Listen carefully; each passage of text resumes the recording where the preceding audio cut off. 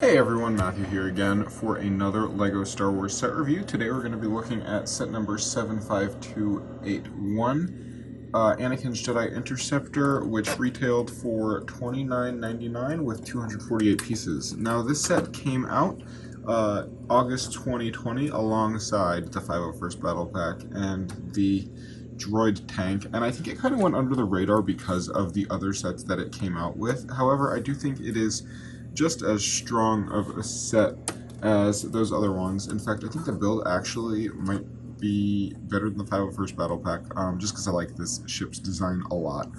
But let's get right on into the figures, and then we'll look at the set. So here we have the only real figure included in this set. If you count R2, then you get 2. But here's the only minifigure in this set, and it is Anakin Skywalker with his little pilot head attachment. And I'm going to come out and say that this figure is a little disappointing because it is just the Mustafar body with the 2018 pilot Anakin head, which is not the end of the world, and it is still a good figure, and it looks good as Anakin. However, I think it's kind of disappointing that, that's a little mark there on the back of the torso. Huh. But it's really kind of disappointing that this is the same figure that came out earlier in 2020 in Mustafar set. That was a good figure, but I think that they probably would have been better off to remove the marking. Same goes for the Obi-Wan and General Grievous' Starfighter.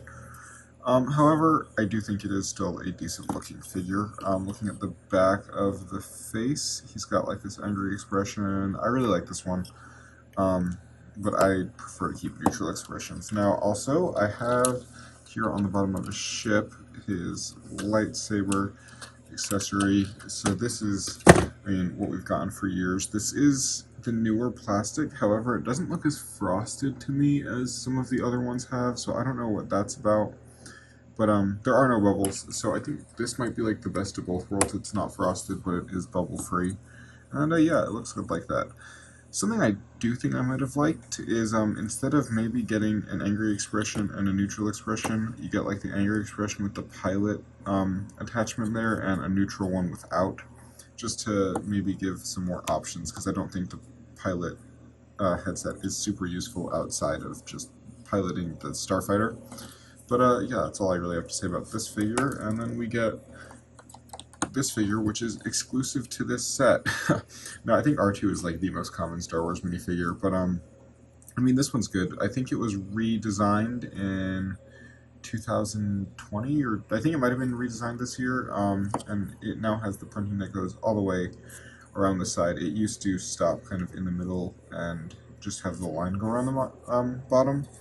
But yeah, I mean, it still has the same printing problem it always has, where it is not perfectly straight. But, I mean, it's the R2 minifigure we've always gotten. I think it's time for this torso to be updated so you can have the extendable leg. But, yeah, not much else to say about this guy other than pretty boring. I think the figure selection is where this set is lacking the most. I think it really should have included either a clone trooper or just even a battle droid would have been a cool inclusion, just something else besides just Anakin and R2. But let's look at the actual set itself. So here is the main attraction with this set, and I think this is the best design for this ship. I have the, why does this look so weird, uneven? I don't know, that's weird. But I have the 2014 version of this, as well as the 2016, Obi-Wan Starfighter, and I think this is the best of all three of those. They've really kind of got the shapes on this ship down. If you look right here, I really like how that's cut out. We're going to bring in real quick the 2014 version of this, and there's just a lot more shaping here, and I think it looks significantly better on the new one. Just all throughout, there's a lot of improved shaping. Yeah, I just think that this is a much nicer and sleeker design. I mean, it isn't changed too much, and I think if you have the 2014 version, it isn't necessarily like imperative that you buy this one. However, I do think this is a really big improvement. Also, in terms of stability, it's not going to fall apart as easily as some of the past ones have, which was a big problem I had with the 2014 version. But as far as play features go, there isn't much here. There are two bolt shooters down in there that shoot off those missiles, which I put in my spare parts container. Have those right here though, and those are just what we've been getting since 2014, I think they were released, but they're pretty well integrated in this set, I have to say. You can't really see them too much besides from the back, which already has some engine design, so I don't think it looks too bad, but if you don't know, those shoot off just by pushing down, and they shoot off pretty hard. I don't shoot them too often, and I don't display my sets with the bolts, but they are something that is included here. Something else going on here, you can seat R2 in the wing, and I think this is the best astromech integration in one of these Jedi Interceptors so far.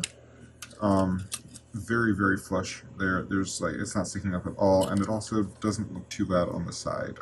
You do see R2, but it doesn't come down in a weird way, I don't think. So he sits in there really, really nicely.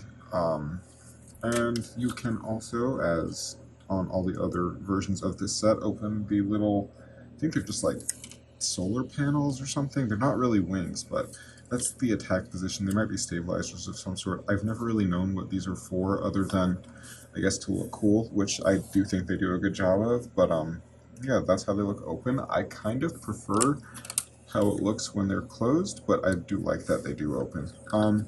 Getting into the cockpit, I think this is a really well-designed cockpit for a small ship. You have a pretty comfortable looking chair there, two antennas. I actually, now that I think of it, I think I added the antennas myself. I'm not positive.